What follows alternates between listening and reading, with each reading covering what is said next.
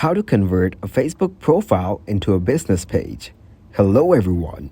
In this video, I will show you how to convert a Facebook profile into a business page. First of all, you need to open up the Facebook app. Once you get into your Facebook app, tap on Menu from the bottom right corner.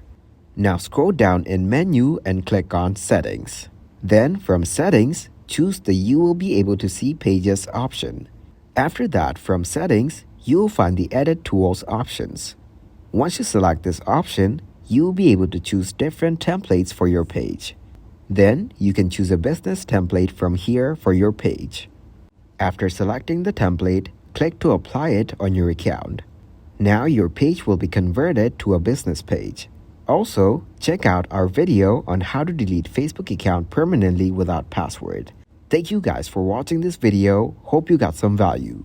Make sure to like the video and subscribe to the channel to get notified for new videos. See you in the next one.